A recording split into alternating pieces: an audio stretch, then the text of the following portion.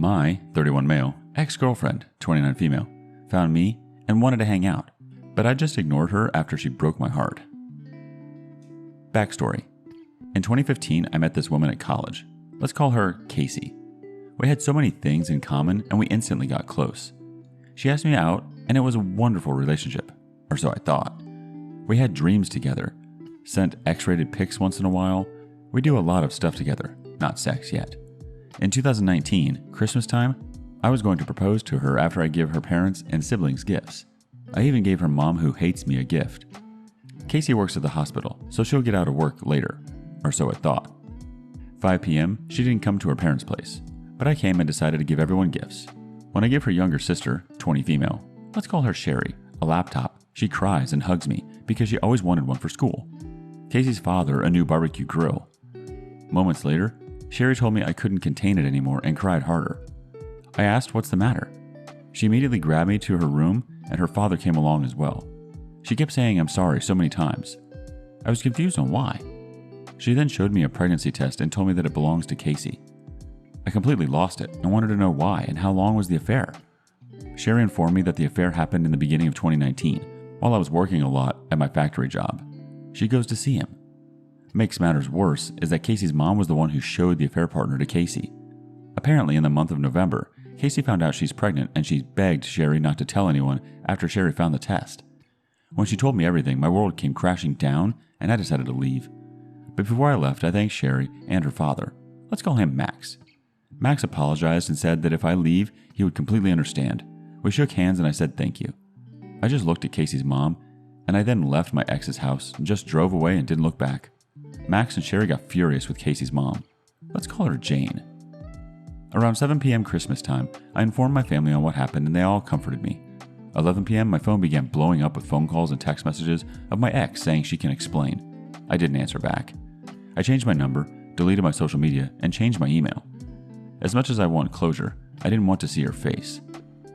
Fast forward to mid-2020. One of my friends informed me that the affair partner who got Casey pregnant ran away after he found out he's the father. Karma.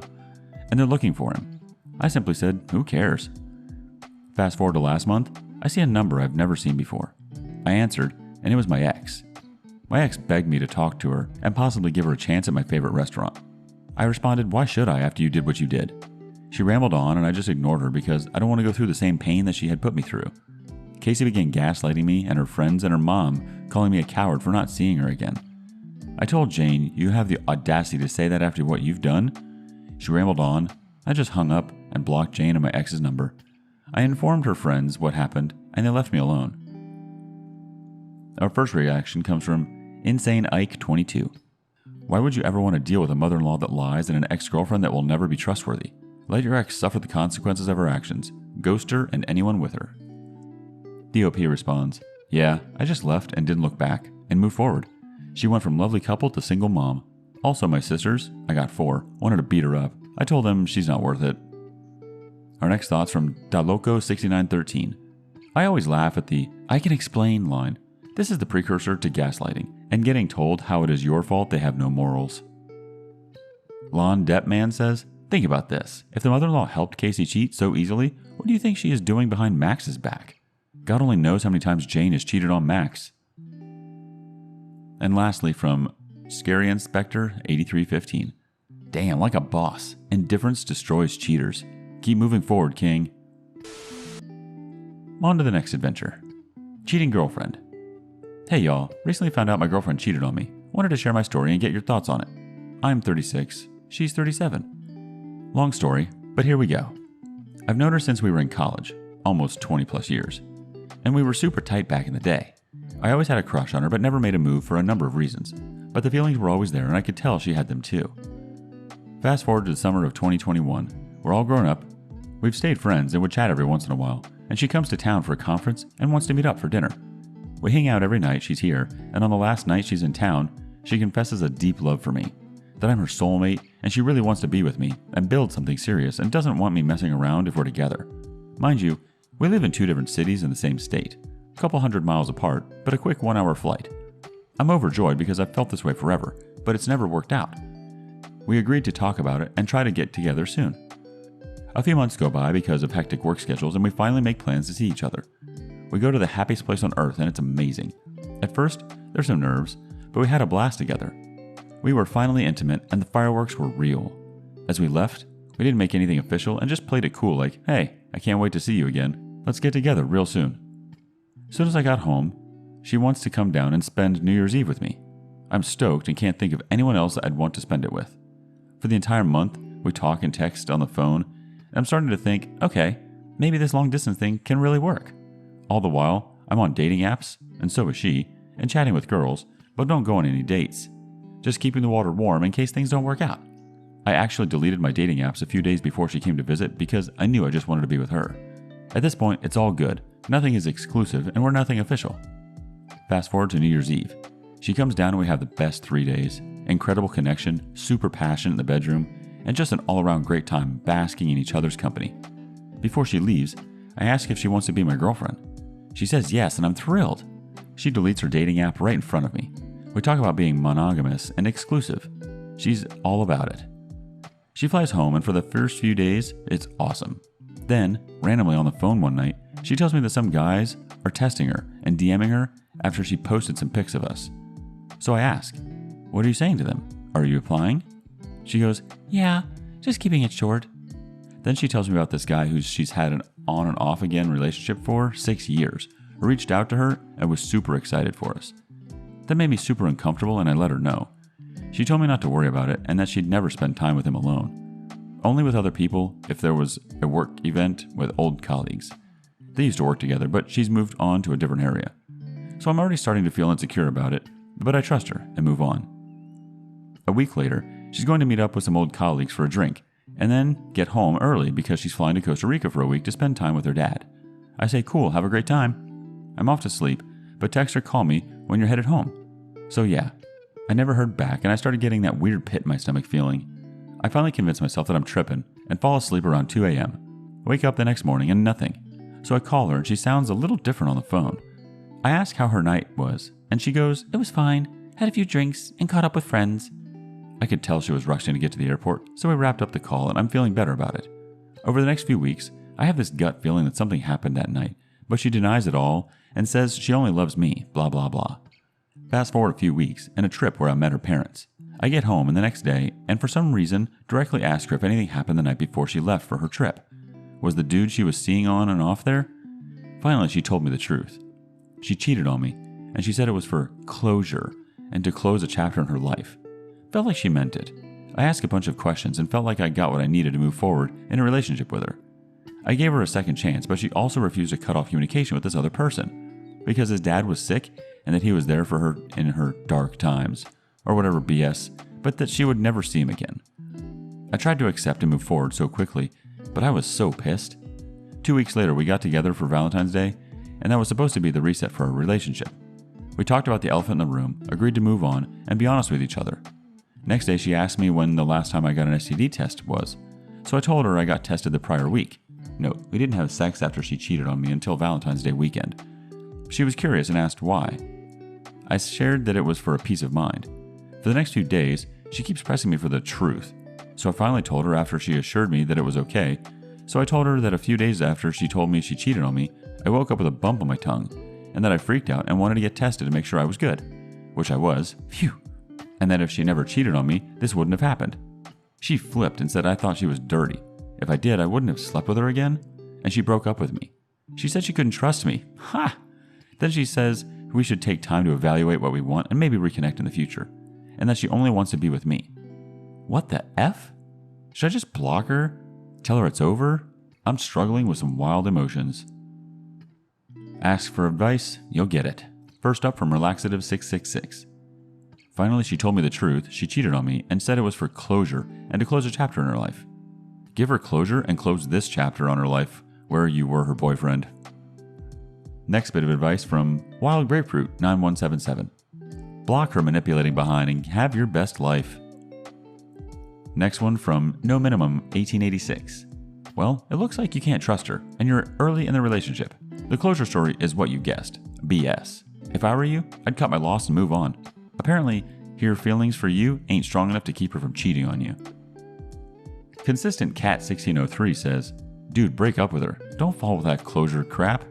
F her. She doesn't love you. I've seen this crap before. They keep contact with her ex or some colleague or friend, and they go to a trip and boom. Man, you deserve better. She's just using you. Leave before crap gets serious. Eventually, she's going to do it again and gaslight you and love bomb you. Have some confidence and leave this stupid freaking whore. OP replies, thanks man, definitely worried about the repeat of the same BS. No more wasted energy on a lost cause. Cranhawk closes this story out. So she cheated with him because it was more important to her to close this chapter than to remain faithful to you. You should wonder how many more chapters she's got to close until she can be faithful. Be happy you didn't get an STD and don't test your luck further, which means to get rid of her. You wanted to be with her, tried it out, and now you know that despite what she said, she never felt the same. She lied to you the whole time. You deserve better. Moving on. Wife's affair with cousin's husband. What? Wife had an affair for 2 years with brother-in-law, her cousin's husband. Cousin and brother-in-law don't have any kids after 15 years of marriage. The affair started when brother-in-law started helping out with my kids, 9, 7, and 5, while I was out of town. To set the context, I have to say that brother-in-law is very good with kids, and kids love to be around him. Wife claimed that it was only an emotional affair and it started because I was sometimes gone for 2 to 3 weeks at a time, international trips, and she really needed to lean on someone. She admitted that they might have kissed a few times, but nothing more than that.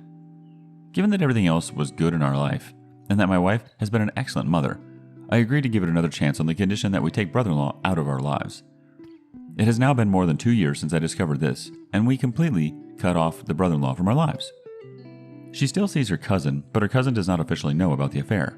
Cousin has a terminal illness, and we thought it best not to burden her. We tried to work out our marriage over the last 2 years, but our marriage has turned into a dead bedroom. Finally, after 2 years of frustration, I talked to her about getting a divorce. I told her that I had forgotten about what happened, but since she seems to have no desire for me, I have no reason to stay. My wife has countered that by taking the brother-in-law out of our lives, we have cut ourselves from the larger family. We avoid family gatherings where he is present, and caused hurt to our kids, who have gotten very attached to brother-in-law. She says that she feels guilty for excluding our kids from the larger family and taking their friend, brother-in-law, away.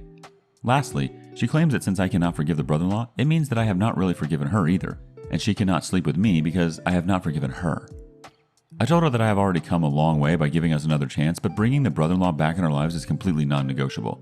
Seeing his face and hearing his name triggers toxic memories and I am unable to handle them. Am I wrong here? Should I show even more forgiveness and compassion to allow him again in our lives? Update.